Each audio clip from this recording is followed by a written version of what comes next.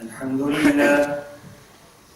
لله نحمده ونستعينه ونستغفره ونؤمن به ونتوكل عليه ونعوذ بالله من شرور أنفسنا ومن سيئات أعمالنا من يهده الله فلا مضل له ومن يضلل فلا هادي له وأشهد أن لا إله إلا الله وحده لا شريك له وأشهد أن محمدا عبده ورسوله أما بعد فإن أحسن الكلام كلام الله وأحسن الهدي هدي محمد صلى الله عليه وسلم وشر الأمور محدثاتها وكل محدثة بدعة وكل بدعة ضلالة وكل ضلالة في النار. قال الله تبارك وتعالى في القرآن المجيد: أعوذ بالله السميع العليم من الشيطان الرجيم بسم الله الرحمن الرحيم. قل من ينجيكم من ظلمات البر والبحر تدعونه تضرعا وخفية لئن أنجانا من هذه لنكونن من الشاكرين. قل الله ينجيكم منها ومن كل كرب ثم أنتم تشركون. قل هو القادر على أن يبعث عليكم عذابا من فوقكم أو من تحت أرجلكم أو يلبسكم شيعا ويذيق بعضكم بأس بعض. انظر كيف نصرف الآيات لعلهم يفقهون. اللهم صل على محمد وعلى آل محمد كما صليت على إبراهيم وعلى آل إبراهيم إنك حميد مجيد. اللهم بارك على محمد وعلى آل محمد كما باركت على إبراهيم وعلى آل إبراهيم إنك حميد مجيد. سبحانك لا علم لنا إلا ما علمتنا إنك أنت العليم الحكيم. اے محمد صلی اللہ علیہ وسلم، آپ ان سے پوچھئے کہ بحر و بر کی تاریکیوں میں پیش آنے والے خطرات سے تمہیں کون نجات دیتا ہے، جسے تم عاجزی کے ساتھ اور چپکے چپکے پکارتے ہو کہ اگر اس نے ہمیں اس مصیبت سے نجات دے دی تو ہم ضرور اس کے شکر گزار بنیں گے۔ آپ ان سے کہہ دیجئے اللہ ہی تمہیں اس مصیبت سے اور ہر سختی سے نجات دیتا ہے، پھر بھی تم اس کے شریک ٹھہراتے ہو۔ آپ ان سے کہہ دیجئے کہ اللہ اس بات پر قادر ہے کہ وہ تم پر اوپر سے عذاب نازل کرے یا تمہارے پاؤں کے نیچے سے عذاب نازل کرے یا تمہیں فرقے فرقے بنا کر ایک فرقے کو دوسرے کی لڑائی کا مزہ چکھا دے۔ دیکھ لیجئے ہم کس طرح مختلف طریقوں سے آیات بیان کرتے ہیں تاکہ وہ سمجھ جائیں۔ آیت نمبر 63، 64 اور 65 سورہ الانعام۔ معزز سامعین گرامی، آیت مبارکہ میں اللہ تبارک و تعالیٰ نے عذاب کی 3 اقسام بیان کی، اور ان 3 اقسام سے قبل اللہ نے لوگوں کو متوجہ کیا کہ تم مجھے چھوڑ کر جن کو پکارتے ہو ان کی کوئی حیثیت نہیں ہے، اور جب تم مجھے چھوڑ کر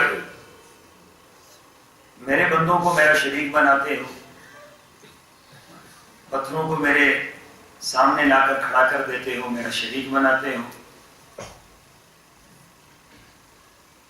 زندوں اور مردوں کو تم میرا شریک بناتے ہو، تو پھر اللہ فرماتے ہیں کہ میری غیرت گوارا نہیں کرتی کہ یہ لوگ اس انداز سے دنیا میں جئیں، پھر اللہ فرماتے ہیں میں تم پر عذاب نازل کرتا ہوں۔ اگر دنیا کے اندر یہ عذاب نہ آئے تو پھر تو یہ تصور ہی ختم ہو جائے کہ نیک اور بد کو دنیا کے اندر کوئی سزا ملتی ہے۔ یاد رکھیں کہ بعض اعمال ایسے ہیں کہ برے کو دنیا کے اندر اس کی سزا مل کر رہتی ہے، اور اللہ نے سابقہ اقوام کو سزائیں دے کر ہمارے سامنے مثالیں پیش کر دی، عبرت کے نمونے پیش کر دیے کہ دیکھو کہ حضرت نوح علیہ السلام کی قوم شرک سے باز نہیں آئی، تو ہم نے ان پر پھر عذاب نازل کیا، اور عذاب پھر ایک دن نہیں آتا۔ ہمارے ہاں دیکھیں، میں نے پچھلے دنوں میں عرض کیا کہ ہمارے ذہنوں کو تبدیل کیا جا رہا ہے، ہمارے رخوں کو بدلا جا رہا ہے۔ ہمارے جو آج دانشور ہیں یا ٹی وی پر بیٹھنے والے اینکر ہیں یا وہاں پر بیٹھنے والے سائنٹسٹ ہیں، وہ ہمارے ذہن اس طرف موڑتے ہیں کہ یہ قدرتی آفات ہیں، ان کا کوئی مسئلہ نہیں، یہ تمہارے اعمال کی وجہ سے نہیں آتا، ان کی یہ وجہ ہے، ان کی یہ وجہ ہے، ان کی یہ وجہ ہے۔ اور ہمارے ذہن وہ اس طرف لگا رہے ہیں کہ تمہیں اس طرف جانے کی ضرورت نہیں ہے کہ جس طرف اللہ تمہیں لے جانا چاہ رہا ہے۔ عذاب کے بعد اللہ یہ دیکھنا چاہتے ہیں کہ میرے بندے یہ اپنی حرکتوں سے باز آئے ہیں یا نہیں آئے ہیں۔ ابھی آج کل یہ جو دوبارہ زلزلے آتے ہیں، آپ کی زبان میں اس کو آفٹر شاکس کہتے ہیں۔ کیسا جملہ انہوں نے گھڑ لیا ہے، آپ کی اطلاع کے لیے عرض ہے کہ عذاب اللہ کا ایک وقت کے لیے نہیں آتا، عذاب کے اثرات کئی مہینوں تک جاری و ساری رہتے ہیں۔ حضرت نوح علیہ السلام کی قوم پر جب عذاب آیا تھا تو 40 دن تک آسمان سے بارش برستی رہی تھی، زمین سے پانی نکلتا رہا 40 دن تک۔ یہ نہیں کہ ایک دن بارش برسی اور بات ختم ہو گئی، ایسا تو نہیں ہوتا، بندے مر جاتے ہیں، جنہوں نے مرنے ہیں وہ مر کے باقی والے وہ ان کو مسئلہ ہی کوئی نہیں۔ یہ جو بار بار عذاب کے مناظر دکھائے جاتے ہیں، اس کی بنیاد یہ ہوتی ہے کہ اب بھی باز آ جاؤ، اب بھی باز آ جاؤ، اب بھی باز آ جاؤ۔ یہ ہر جھٹکا ہمیں یہ آواز دیتا ہے کہ اللہ کے سامنے رجوع کر، اور اہل ایمان اللہ کی طرف متوجہ ہوتے ہیں، رجوع کرتے ہیں، توبہ اور استغفار کرتے ہیں، اللہ تعالیٰ سے معافیاں مانگتے ہیں، اللہ سے معافی کے طلبگار ہوتے ہیں، اپنی زندگی کی ان برائیوں کو چھوڑ دیتے ہیں جن برائیوں کی بنیاد پر زمین اپنی جگہ پر استقرار نہیں پکڑ سکتی۔ یہ زمین اپنی جگہ پر اللہ نے قائم رکھی ہوئی ہے، اس پر پہاڑ اللہ نے گاڑ دیے ہیں، اس پر سمندر اللہ نے چلا دیے ہیں، یہ سارے کا سارا نظام اللہ کے ایک حکم کا پابند ہے۔ اللہ نے فرمایا کن تو یہ ٹھہر گئی ہے، اللہ ہی فرماتے ہیں کہ اب تو ہل جا تو یہ ہلنا شروع کر دیتی ہے۔ اللہ ہی فرماتے ہیں پہاڑوں کو تم گرنا شروع کر دو تو پہاڑ گرنا شروع کر دیتے ہیں۔ اللہ موجوں کو حکم دیتے ہیں تم چڑھنا شروع کر دو تو موجیں چڑھنا شروع ہو جاتی ہیں۔ اللہ چشموں کو حکم دیتے ہیں کہ تم غائب ہو جاؤ، وہ غائب ہو جاتے ہیں۔ صدیوں سے چشمے نکل رہے ہیں اور پھوٹ رہے ہیں، یکدم چشمے غائب ہو جاتے ہیں۔ تو یہ عذاب اللہ کا جو آتا ہے یہ ایک وقت میں ختم نہیں ہوتا، بلکہ یہ بار بار جھٹکے دیے جاتے ہیں، بار بار جھٹکے دیے جاتے ہیں، اور جھٹکے دینے کا مقصد یہ ہوتا ہے ہمارے ذہن کو اس طرف لے جائے جا رہے ہیں کہ یہ تو پلیٹیں اپنی جگہ پر جا رہی ہیں، آپ کو پریشان ہونے کی ضرورت نہیں ہے، یہ پلیٹیں اپنی جگہ پر نہیں جا رہی بلکہ پلیٹیں اپنی جگہ سے ہل رہی ہیں۔ یہ مزید آپ کے لیے بار بار متنبہ کرنا ہے، تنبیہ کرنا ہے۔ جس طرح ہر جمعے ہم آپ کو آ کر ایک بات بتلاتے ہیں، ہر جمعے ایک بات و نصیحت کرتے ہیں، اس طرح اللہ بار بار ڈرا رہا کہ خبردار باز آ جاؤ، خبردار باز آ جاؤ۔ دیکھ لو عبرتوں کے نمونے بن چکے ہیں، دیکھ لو پہاڑوں میں بنے ہوئے پہاڑ جیسے مضبوط گھر وہ زمین بوس ہو چکے ہیں، دیکھ لو بڑی بڑی عمارتیں وہ زمین کے ساتھ پیوند ہو چکی ہیں، بڑے بڑے لوگ وہ زمین کے ساتھ خاک ہو چکے ہیں، تو اللہ تعالیٰ فرماتے ہیں تم دیکھ لو کہیں تمہارا حشر بھی یہی نہ ہو جائے، کہیں تم بھی اسی رو میں نہ بہہ جاؤ۔ یہ ہمارے لیے عبرت ہے، یہ ہمارے ایمان کے لیے ایک جلا ہے۔ یہ جو بار بار زلزلے آتے ہیں اس سے ہمارے ایمان کو تازگی ملنی چاہیے، اللہ کی طرف رجوع ہونا چاہیے، مسجدیں بھری ہوئی ہو، مسجدوں کی طرف رجوع ہو، اپنے اپنے گناہوں سے توبہ ہو، استغفار ہو، حقوق کی ادائیگی ہو، جس کا حق مارا ہے اس کو دینا شروع کر دے، جس سے کچھ لیا ہے اس کو ادا کرنا شروع کر دے، جس کا کھایا ہے اس سے معافیاں مانگے، جس کے ساتھ ظلم و زیادتی کی ہے اس کا ازالہ کرے۔ اللہ یہ دیکھنا چاہتے ہیں کہ میرے بندے اس طرف آئے ہیں یا نہیں آئے۔ اگر ہماری وہی روٹین ہے جس طرح ہم پہلے چل رہے ہیں تو پھر ایک بڑے زلزلے کا انتظار کریں، پھر ان زلزلوں کو کوئی نہیں روک سکتا ہے۔ ان سے ہم نے کیا سیکھا؟ جو زلزلہ آیا اس سے ہم نے سیکھا کیا ہے؟ ہم نے یہی سیکھا ہے کہ بس یہ آ گیا ہے اور پلیٹیں سرک گئی ہیں اور پلیٹیں اپنی جگہ پہ جا رہی ہیں تو بات ختم ہو گئی۔ نہیں، 2005 کی زلزلے میں 1,00,000 افراد لقمہ اجل بنے، اور 28 اکتوبر کے زلزلے میں کہ سینکڑوں لوگ لقمہ اجل بن گئے۔ تو کیا ہمارے سامنے جو منظر ہم دیکھ رہے ہیں اس سے ہمارے لیے کوئی عبرت کا نمونہ نہیں؟ ایک سانحہ انسان کے سامنے ہو جائے، ایک حادثہ، انسان کی زندگی پلٹ جاتی ہے۔ ایک واقعہ سامنے ہو جائے انسان کی آنکھوں کے، اگر مومن ہے تو اس ایک واقعے سے ایسی نصیحت حاصل کرتا ہے کہ زندگی بدل جاتی ہے کہ یہ دنیا ہے، یہ دنیا کی زندگی ہے، یہ معاملات ہیں۔ ایسے بھی ہوتا ہے۔ مظفر آباد کا ایک بہت بڑا ہوٹل تھا مظفر آباد کا۔ جب وہاں جاتے تھے تو وہاں پر وہ لوگ مثال دیتے تھے کہ یہ اتنا بڑا ہوٹل ہے، اتنا اس کے اندر انہوں نے سریا ڈالا ہے، اور یہ تصور میں بھی نہیں تھا کہ زلزلہ آنا ہے۔ تو آپ حیران ہوں گے کہ وہ ہوٹل کیا، ہوٹل کی جگہ بھی زمین کے اندر چلی گئی۔ 3 منزلہ ہوٹل، آج نام و نشان نہیں ہے اس کا۔ اس کو نیلم ہوٹل کہا جاتا تھا اور اس کا ایک نام تھا، پورے 5 سٹار نہیں 7 سٹار ہوٹل کے نام سے جانا جاتا تھا۔ وہ زمین کے اندر ہی غائب ہو گیا، پتہ ہی نہیں کہ وہ گیا کدھر، اس کا ملبہ تک غائب ہو گیا کہ وہ ملبہ بھی نہیں ملا وہ کدھر گیا۔ تو اللہ تعالیٰ کا عذاب تو بڑا سخت ہے۔ اللہ یہ دکھلاتے ہیں کہ دیکھو تمہارے سامنے، اولا یرون فی کل عام مرۃ او مرتین، کیا تم سال میں 1 مرتبہ، 2 مرتبہ، 3 مرتبہ تم اپنی نگاہوں سے یہ منظر نہیں دیکھتے؟ سنتے ہیں کہ بجلی گر گئی اور ڈاڈر کے علاقے کے اندر گری اور اس پوری کی پوری بستی کو تباہ و برباد کر کے رکھ دیا ہے۔ تو کیا کہتے ہیں کہ ڈاڈر والوں کے عمل ہم سے زیادہ خراب تھے۔ وہ ایک بستی کو اللہ تعالیٰ نمونہ بناتے ہیں باقی بستیوں کے لیے۔ ہمارا تو ہماری بھی وہی ہے جو ان کے تھے، ہم بھی اسی ڈگر پہ ہیں جس پر وہ چلے تھے، ہم نے بھی تو رجوع نہیں کیا جس طرح وہ تھے، تو ہمارے لیے عبرت کا نمونہ بن گئے۔ پوری کی پوری بستی اللہ نے تباہ و برباد کر کے رکھی۔ دیکھیں دنیا کے اندر سب سے بہترین عمارتیں، زلزلہ پروف عمارتیں دنیا کے اندر سب سے زیادہ جاپان کے اندر بنتی ہیں۔ تو آپ کیا کہتے ہیں کہ جاپان کے اندر وہ بچ گئے ہیں؟ 1 سال پہلے آپ کو یاد ہوگا کہ عمارتیں تو ان کی مضبوط ہو گئی، انہوں جو کچھ کر سکتے تھے انہوں نے کر دیا، لیکن اللہ نے سمندر بھیجا اور بحری جہاز جو ہیں ان کے عمارتوں کے اوپر اللہ نے چڑھا دیا۔ ایسا سمندر اللہ نے چڑھایا، اللہ نے کہا ادھر سے رکو گے تو ادھر سے کیا ہوگا؟ اللہ کے لیے تو کوئی بات مشکل نہیں، اللہ تو کسی کو بھی حکم دے سکتا ہے، ہوا کو حکم دے گا، ہوا اڑا کر رکھ دے گی سارے کا سارا۔ کچھ بھی نہیں ہے تو کیا چیخ کو روکا جا سکتا ہے، کڑک کو روکا جا سکتا ہے، جس نے قوم عاد اور قوم سمود کے کلیجوں کو پھاڑ کر سینوں سے باہر کر دیا۔ ایک آواز اتنی خوفناک تھی، اتنی خوفناک آواز تھی، اتنی خوفناک چیخ تھی، اتنی خطرناک آواز تھی کہ ان کے کلیجے پھٹ گئے اور سینوں سے باہر آ گئے۔ تو اللہ فرماتے ہیں کیا تم اس کو بھی روکنے کا کوئی بندوبست کرو گے؟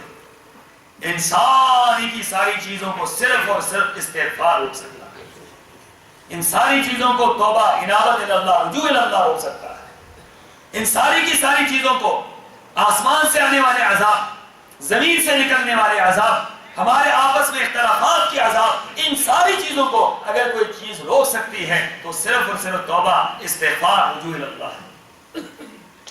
میں نے پچھلے جمعے عرض کیا تھا کہ لوگ سوال کرتے ہیں، پورا ہفتہ مجھے فون آتے رہے ڈرے ہوئے لوگ، شاہ صاحب یہ زلزلے کیوں آتے ہیں؟ تو میں نے پچھلے جمعے میں آپ کو جواب دیا تھا کہ یہ سوال ہی بڑا عجیب ہے کہ کیوں آتے ہیں۔ آپ اپنے ارد گرد نہیں دیکھتے، ہر بندہ یہ آسانی کے ساتھ سمجھ سکتا ہے کہ زلزلے کیوں آتے ہیں۔ کیا آپ کے اس علاقے کے اندر کہ آپ کے ضلع راولپنڈی یا آپ کے پنجاب یا آپ کے پاکستان میں ہزاروں خدا لوگوں نے نہیں بنا رکھے جن کو چھوڑ کر اللہ کو چھوڑ کر ان کو پکارتے ہیں. ہم نے تو گھوڑوں کو بھی پوج لیا ہے, ہم نے گدھوں کو بھی نعوذ باللہ من ذالک رب کے مقابلے میں لا کر کھڑا کر دیا, ہم نے کتوں کو بھی اللہ کے مقابلے میں لا کر نعوذ باللہ من ذالک کھڑا کر دیا. شرمگاہ تک کی پوجا اس قوم نے کر لی ہے, ہر چیز کی پوجا کر لی ہے. کون سی چیز ایسی ہے جس کو ہم نے رب نہیں بنایا ہے؟ پھر آپ پوچھتے ہیں کہ زلزلے کیوں آتے ہیں؟ اللہ کی غیرت کو ہم للکارتے ہیں, اللہ کی وحدانیت پر ہم زد مارتے ہیں, اللہ کی صفت الوہیت پر چڑھ دوڑتے ہیں. جب گھوڑے کے سامنے ہاتھ باندھ کر کھڑے ہوتے ہیں تو اللہ کو غیرت آتی ہے کہ یہ دیکھو یہ کیا کر رہے ہیں, یہ دیکھو یہ کیا کر رہے ہیں. جب ایک مردے کے سامنے جا کر سجدہ ریز ہوتے ہیں تو زمین پھٹ جاتی ہے کہ یہ ہو کیا رہا ہے. پھر آسمان سے بجلی نہ کڑکے تو کیا ہو, بجلی نہ گرے تو پھر کیا ہو. کہ اس رب کو, اس علیم کو, اس قدیر کو, اس متکبر کو, اس جبار کو, اس قہار کو, اس غفور رحیم کو, اس رزاق کو چھوڑ کر جب ایک مردے کی پاس جا کر اور وہاں پر ہم اپنا سر رگڑ رہے ہوتے ہیں تو اللہ کی غیرت کو جلا دیتا ہے. اللہ فرماتے ہیں پھر تو بھی اس انداز سے نہیں رہے گا, تیرے اوپر طرح طرح کے عذاب آئیں گے, پیر در پہ آئیں گے. شداد نے جنت بنائی تھی تو اللہ نے کیا کیا؟ شداد کو اللہ نے عبرتناک سزا دی. وہ جو جنت اس نے بنائی اللہ نے خوفناک ترین سزا دی. پاک وطن کے اندر مسلمانوں آپ نے بھی جنت بنائی ہوئی ہے, بہشتی دروازہ بنایا ہوا ہے جس کے اوپر لکھا ہوا ہے من دخلہ کان آمنا, جو اس کے اندر داخل ہو گیا وہ امن میں چلا گیا. آپ نے بھی جنت بنائی ہے اور مسلمان ہونے کے روپ میں بنائی ہے, اور مسلمان ہی وہاں سے گزرتے ہیں, اور گزرنے والا یہ سمجھتا ہے کہ میری زندگی کے سارے گناہ اس سے گزرنے سے معاف ہو جاتے ہیں. پھر پوچھتے ہو زلزلے کیوں آتے ہیں؟ یہ زلزلوں نے تو آنا ہے. سادھوؤں کی روپ اختیار کیے ہوئے ہیں, ہندو سادھوؤں کی طرح مسلمانوں کے چہرے بن گئے ہیں. کون سا ایسا کام ہے جو ہندو کرتے ہیں ہم نہیں کرتے, یہودی کرتے ہیں ہم نہیں کرتے, عیسائی کرتے ہیں ہم نہیں کرتے. دنیا کا ہر کام جو عیسائی کرتے ہیں, یہودی کرتے ہیں, ہندو کرتے ہیں, سکھ کرتے ہیں, وہ مسلمان کر رہے ہیں. پھر پوچھتے ہیں زلزلے کیوں آتے ہیں؟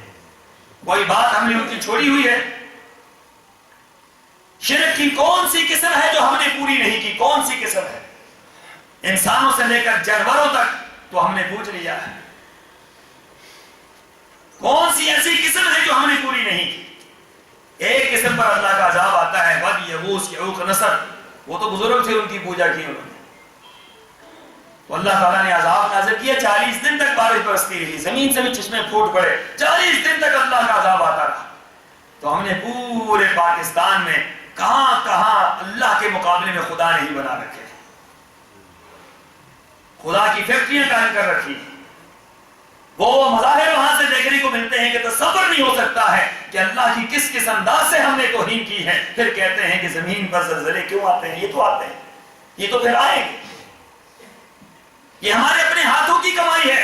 وَمَا أَصَابَكُم مِّن مُّصِيبَةٍ فَبِمَا كَسَبَتْ أَيْدِيكُمْ وَيَعْفُو عَن كَثِيرٍ. فرمایا جتنی مصیبتیں تم پر ٹوٹتی ہیں, یہ ہوائیں خوفناک چلتی ہیں, یہ بارشیں خوفناک برستی ہیں, یہ زمین ہلتی ہے, زلزلے آتے ہیں, یہ پہاڑ تمہارے اوپر گر جاتے ہیں, طرح طرح کی مصیبتیں اور پریشانیاں آتی ہیں, دشمن کا خوف ہوتا ہے, آپس کی لڑائیاں ہوتی ہیں, سیاسی لڑائیاں ہیں, مذہبی لڑائیاں ہیں, ہر طرح جو بھی تم پر مصیبت آتی ہے, فرمایا بِمَا كَسَبَتْ أَيْدِيكُمْ, یہ تمہارے اپنے اعمال کا نتیجہ ہے.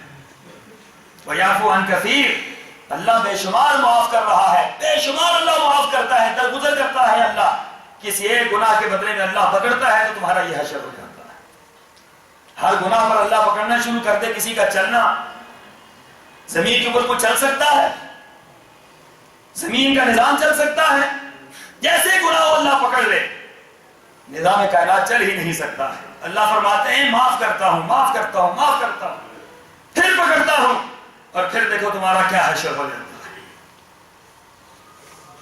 تو سامعین محترم, رسول اللہ صلی اللہ علیہ وسلم کی ایک حدیث میں آپ نے طویل حدیث بیان فرمائی صحابہ کرام کے ساتھ, اور آپ نے فرمایا کچھ علامات ہیں, جب یہ علامات ظاہر ہوتی ہیں تو پھر زلزلے آتے ہیں, پھر اللہ کا عذاب آتا ہے.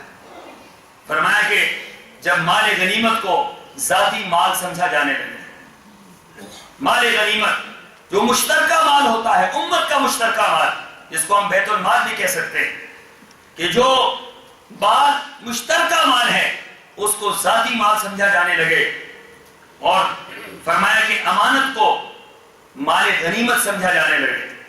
امانت، لوگ امانت رکھیں، اس کے اندر خیانت کر دی جائے، اس امانت کو ضائع کر دیا جائے، اس امانت کو کھا جائیں، اور زکوٰۃ کو جرمانہ جب تصور کیا جائے کہ یہ زکوٰۃ یہ جرمانہ ہے، زکوٰۃ یہ جرمانہ ہے۔ واقعتاً کیا مسلمان زکوٰۃ خوشی سے ادا کرتے ہیں یا تنگ دلی سے ادا کرتے ہیں؟ اگر خوشی سے ادا کرتے ہیں پھر تو عبادت ہے، اور اگر تنگی سے ادا کرتے ہیں تو پھر یہ جرمانہ ہے۔ ٹیکس ہم مشکل سے دیتے ہیں گورنمنٹ کو، بوجھل ہو کر دیتے ہیں، تنگ ہو کر دیتے ہیں، کیوں کہ ٹیکس تو ہے ہی نہیں۔ اسلام کے اندر ٹیکس کی کوئی گنجائش نہیں ہے، لیکن اسلام کے اندر زکوٰۃ ہے، اور زکوٰۃ عبادت ہے، اور عبادت ہمیشہ خوشی سے دینی چاہیے۔ فرمایا کہ جب زکوٰۃ کو جرمانہ سمجھا جانے لگے، اور علم دین کے علاوہ غیر مقاصد کے لیے حاصل کیا جائے، علم دین اس لیے حاصل کیا جائے تاکہ اس سے دنیا کمائی جائے، عالم دین اس لیے بنا ہو تاکہ اس سے دنیا حاصل کرو، دنیا کماؤ، دنیا میرے پاس آئے، دنیا کا حصول ہو، نظر و نیاز کی آمد ہو۔ یہ پگڑی اس لیے پہنی ہے کہ لوگ نیاز دیکھے جائے، یہ جبہ اس لیے پہنا ہے کہ لوگ پیسوں کے جو ہے ڈھیر لگا جائے، اور ہوتا ہی ایسے ہے کہ دین کے نام پر جتنا لوگوں کو لوٹا گیا ہے شاید کسی اور نام پر دنیا کو نہ لوٹا گیا۔ دین کا علم کس لیے حاصل کیا؟ عالم دین کیوں بنتا ہے؟ لوگوں کی اصلاح کے لیے، لوگوں کی ظاہری اور باطنی اصلاح کرتا، لوگوں کے ظاہر اور باطن کو درست کرتا ہے۔ لیکن عالم دین ہی اگر ایسا ہو جو دنیا کو اپنا متن نظر بنا لے، جو دنیا کے لیے اپنے تمام معاملات کرے، جس کا بولنا دنیا کے لیے ہو، جس کا کھانا دنیا کے لیے ہو، جس کا اٹھنا بیٹھنا دنیا کے لیے ہو، جس کا مقصد ہی زندگی دنیا ہو، فرمایا کہ پھر زلزلوں کا انتظار کرو، اور فرمایا کہ بیوی کی اطاعت کی جائے اور ماں کی نافرمانی کی جائے۔ بیوی کی اطاعت ہو، بیوی کو بہت پروٹوکول ملے، اور ماں بیچاری کونے میں پڑی رہے، ماں کو پوچھا ہی نہ جائے، ماں کی حیثیت ہی کچھ نہ ہو۔ باہر سے جب میں سامان لے کر آتا ہوں تو ماں میری دیکھ رہی ہوتی ہے، اور میں بیگم کو لا کر جب سامان کا وہ تھیلا پکڑواتا ہوں تو اللہ کی قسم ہے اللہ کا عرش ہل جاتا ہے۔ یہ کوئی معمولی جرم نہیں ہے، ہم کیا سمجھتے ہیں کہ وہ معمولی بات ہے، یہ لا کر اس کو، یہ ماں کا حق ہے، یہ ماں کے پاس جانا چاہیے، یہ ماں دیکھ رہی ہے، ان کے آنکھوں سے تمہیں دیکھ رہی ہے۔ ان کا آپس میں مقابلہ کبھی نہ کیا کریں، کوئی مقابلہ نہیں ہے۔ ایک ماں، ہزار بیوی، لاکھ بیوی، اس کا کوئی مقابلہ، ماں کے ساتھ کسی کا مقابلہ نہیں ہوتا، باپ کے ساتھ کبھی کسی کا مقابلہ نہیں ہوتا۔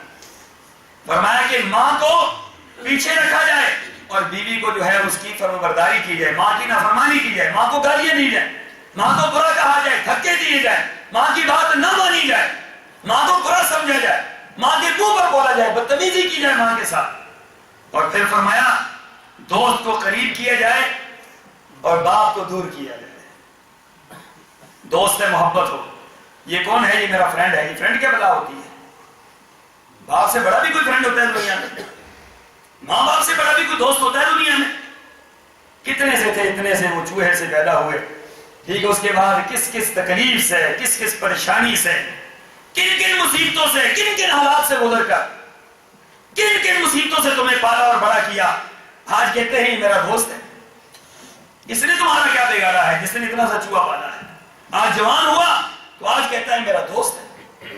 تمہارے دوست سب سے زیادہ حقدار تمہاری عزت کے، احترام کے، محبت کے، چاہت کے، الفت کے تمہارے والدین ہیں، اس کے علاوہ دنیا کے اندر کوئی نہیں۔ اگر والدین کی عزت نہیں ہے تو دوست کے کیا معنی بنتے ہیں؟ فرمایا کہ والدین کو دور کیا جائے گا، باپ کو دور کیا جائے گا، اور دوست کو قریب کیا جائے گا۔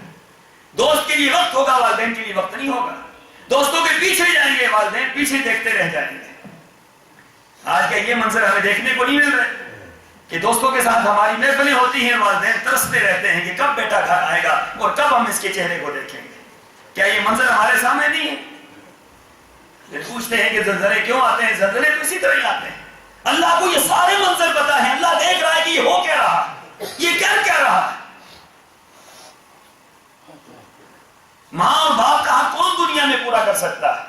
تو فرمایا کہ جب ماں کو جو ہے اس کی نافرمانی کی جائے اور باپ کو پیچھے کر دیا جائے اور دوستوں کو آگے کر دیا جائے، اور پھر فرمایا مساجد میں آوازیں بلند ہونے لگے، مساجد میں دنیا کی باتیں ہوں، مساجد کے اندر دنیا کی باتیں لوگ کریں، ایک دوسرے سے سیاست کریں مساجد کے اندر، مساجد میں جو ہے وہ مفادات کو لے کر آئیں، مساجد کے اندر اپنی ذاتیات کو لے کر آئیں، مساجد کے اندر اپنے معاملات کو لے کر آئیں۔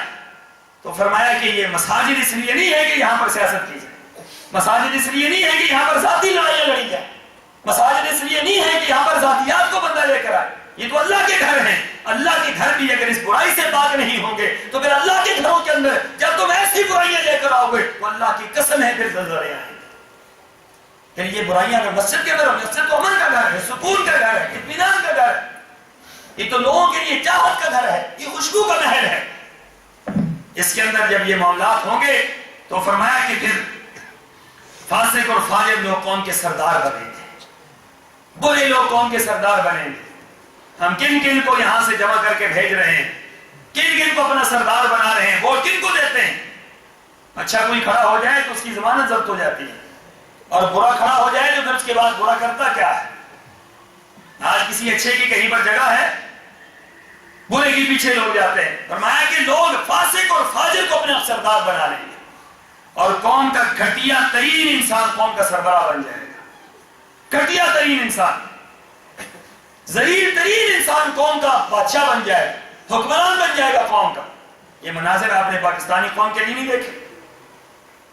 اور پھر فرمایا کہ آدمی کی عزت اس کے شر کی وجہ سے کی جائے گی، کہ کہیں اس کے شر سے مجھے تکلیف نہ پہنچ جائے۔ اس کی عزت اس وجہ سے نہیں کہ یہ عزت دار ہے، اس وجہ سے کہ کہیں اس کا شر مجھے نقصان پہنچا دے۔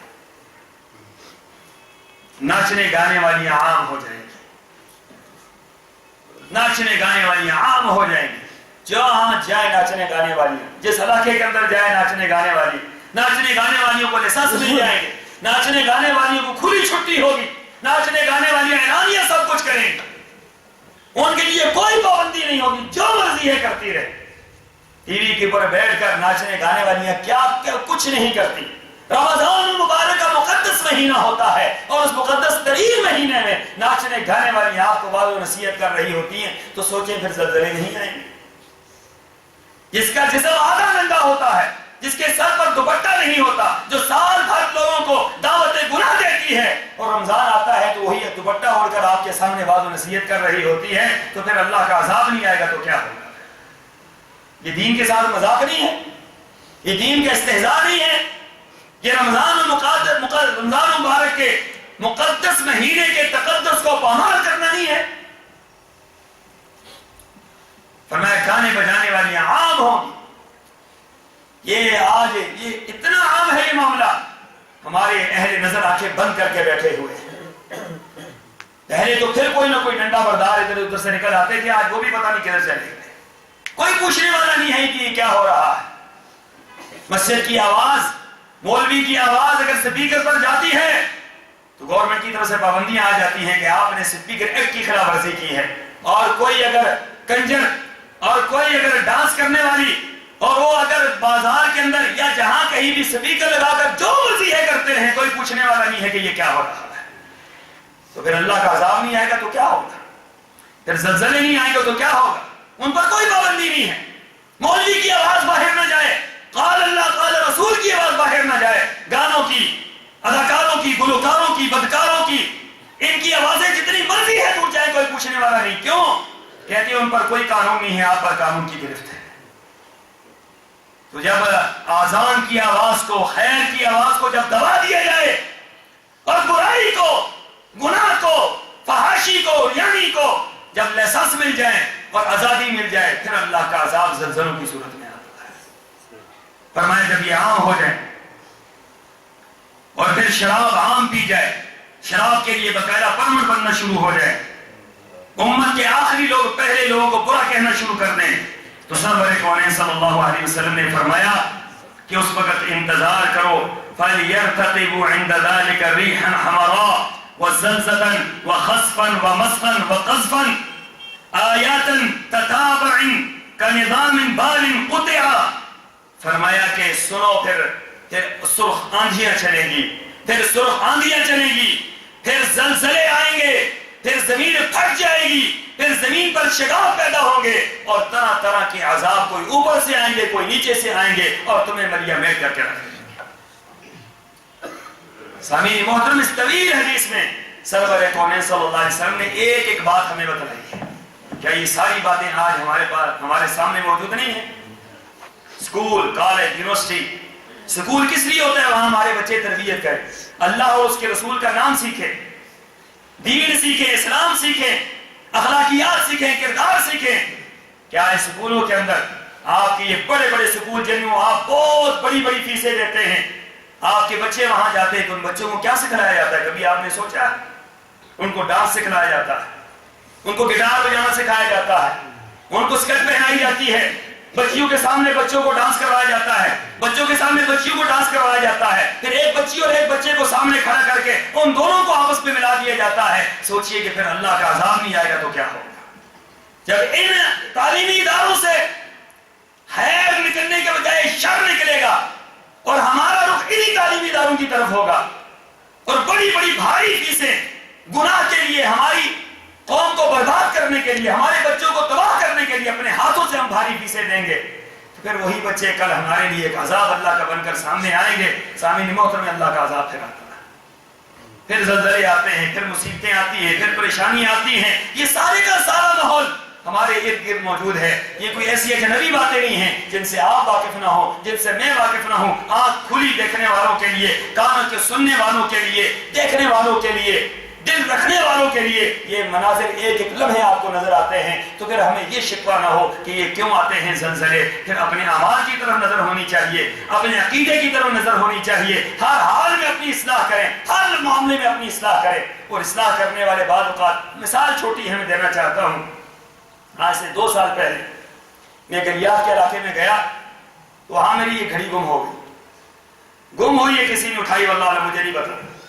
کل میں نے ایک نوجوان، بڑا خوبصورت نوجوان، میرا درس تھا وہاں پر، تو میں نے باہر آ کر مجھے ملا تو مجھے کہتا ہے شاہ صاحب میں نے گناہ کیا تھا، آج مجھ سے رجوع کرنے دے آیا۔ میں نے کہا کیا ہوا؟ تو کہنے لگے جی آپ کی گھڑی میں نے اٹھائی تھی اور اب میں آپ کو دینے کے لیے آیا ہوں۔ 2 سال کی بات ہے۔ میں نے کہا کیا ایسی بات ہوئی ہے کہ آج آپ دینے کے لیے آ گئے؟ کہنے لگے شاہ صاحب یہ زلزلے نے مجھے بڑا ڈرا دیا، میں نہیں چاہتا کہ میں دنیا سے جاؤں اور آپ کی یہ امانت میں لے کے جاؤں، میں نے چوری کی تھی۔